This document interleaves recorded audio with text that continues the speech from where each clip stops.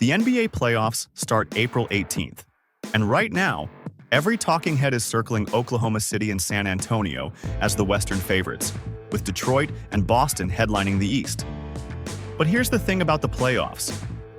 They don't care about what the standings say. Every single year, teams that nobody respects go on runs that flip entire brackets. Last year, it was Indiana. The year before that, it was Minnesota. This year, there are 5 specific teams with specific reasons to believe they're about to do something nobody is expecting. We're not talking about obvious contenders.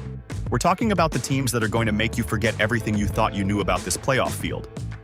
Number 5, and at first glance this one might sound ridiculous, the Boston Celtics. They're the 2 seed. Jaylen Brown is in the MVP conversation.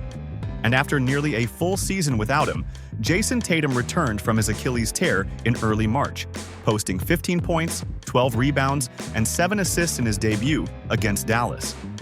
The Celtics' title odds shot up overnight, but here's where it gets interesting. The Celtics weren't just good without Tatum, they were great. They built a completely different identity around Brown as the focal point, surrounded by a young core of Jordan Walsh, Baylor Scheierman, and Neemias Queta that outperformed everyone's expectations. And now that Tatum is back, that system is being disrupted.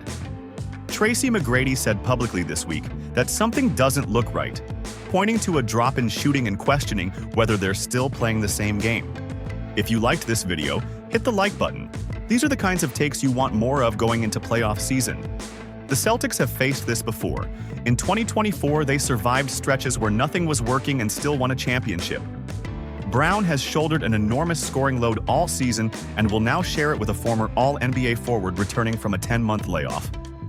The chaos of that integration, the potential for it to either destroy them or unlock something genuinely terrifying, is exactly why Boston belongs on this list. If they figure it out before April 18th, a team that won 68 games 2 years ago with Tatum healthy could be the most dangerous team in the East. Number 4 is a team that's made back-to-back Western Conference Finals appearances and has been through the fire twice, the Minnesota Timberwolves. And right now, everybody is sleeping on them. The Timberwolves sit as the 5th or 6th seed in the West depending on the day. Anthony Edwards has been dealing with right knee inflammation and missed time in mid-March. Julius Randle has been inconsistent since the All-Star break. Chris Finch said publicly this week that their defensive focus disappears for stretches, calling it a microcosm of their season. All of that sounds like a team you cross off the list, but this is the exact same team that was 14-14 at the midpoint last year and went on a 17-4 run to close the regular season before reaching the conference finals again. They know how to flip the switch when it matters. When Edwards is healthy, he's averaging 29.5 points on 49% shooting, the 3rd leading scorer in the NBA. Randle just dropped 32 on Oklahoma City on 11 of 18 shooting the moment people were questioning him. The Timberwolves don't need to be good every night during the regular season. They just need to be locked in when April hits. They've proven twice in a row that they can be. What's your take? Do you think Minnesota still has what it takes? Or has this team finally peaked? Drop it in the comments. Number 3 is the team everyone spent most of this season waiting to fall apart, the Los Angeles Lakers. The narrative was that Luka Doncic and LeBron James couldn't fully coexist, that their defense was too soft to survive the playoffs, and that another first-round exit was coming. Then March happened. Luka Doncic is averaging 37.1 points per game this month. Not a typo, 37. Since the All-Star break, the net rating when Luka, LeBron, and Austin Reeves share the floor is plus 14.3. LeBron, in what might be the most remarkable act of self-awareness of his 23-year career, has taken fewer than 15 shots in 9 consecutive games, the longest such stretch of his life. He's quarterbacking instead of scoring. He's creating instead of consuming. And it's working. The Lakers just went on a 9-game winning streak before losing to Detroit on Monday. They're the 3 seed in the West. The concern has always been defense. They rank 20th in the league. And Draymond Green said publicly this week that he's skeptical it holds up come playoff time. That's a legitimate question, but the Lakers' counter is simple. If Luka is playing at this level, can anyone outscore them? In 2016, the Warriors went 73-9 and lost to a Cleveland team that decided they were just going to outscore everyone. There's more than one way to win a playoff series. Number 2 comes with the most uncomfortable take in this entire video. The team that might be most dangerous in the Eastern Conference right now doesn't have its best player. That's the Detroit Pistons. On March 19th, Cade Cunningham, averaging 24.5 points and 9.9 assists per game, was diagnosed with a collapsed lung.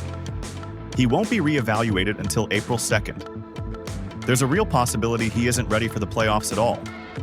The Pistons' response has been to go 3-0 without him, beating Washington, Golden State, and a Lakers team that was on a 9-game winning streak. Jalen Duren has been a force, 19 points and 10.6 rebounds per game on the season. Dennis Jenkins stepped up with 22 points, 8 assists, and 7 rebounds against the Warriors, then helped close out the Lakers with a career-high 30. Ausar Thompson recorded a career-high 7 steals in the Golden State win. Their defense, already the identity of this team, hasn't missed a beat. The Pistons haven't won a playoff series since 2008. They've never been the 1 seed since 2007. And they're sitting on the best record in the Eastern Conference right now without their star.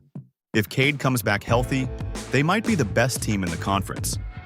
If he doesn't, this defense-first, depth-driven team has already shown it doesn't need him to win games.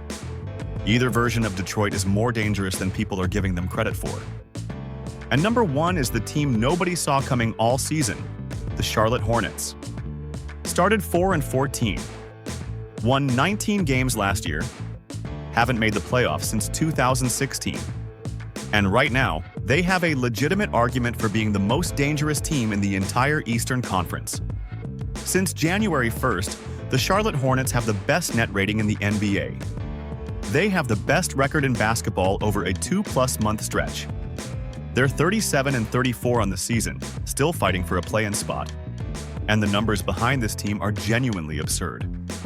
When LaMelo Ball, Con Knueppel, Brandon Miller, Miles Bridges, and Moussa Diabate share the floor together, the Hornets have a 137.0 offensive rating and a 106.5 defensive rating. They're outscoring opponents by 30.5 points per 100 possessions. There is no 5-man lineup in the NBA with more than 100 minutes together that comes close. Knueppel broke the all-time NBA rookie record for three-pointers made this season, surpassing Keegan Murray's previous mark. He's shooting better than 43% from 3 on nearly 8 attempts per game. Since January, LaMelo Ball, Knueppel, and Miller rank 1st, 2nd, and 3rd in three-pointers made in the entire league. Not just among rookies, the entire league. The Hornets beat Oklahoma City. They beat San Antonio. They beat Houston. Yes, they still need to win play-in games just to get to the bracket, and once they're there, they'd likely face the 1 or 2 seed in round 1. But this team might have the most dangerous offense in the playoffs, and nobody in that building is scared of anyone. Coach Charles Lee said in March that he felt this was coming during the offseason. The rest of the league is just now starting to believe him. The Charlotte Hornets are about to shock the world. Subscribe for more breakdowns like this. The playoffs are coming, and we'll be here covering every angle.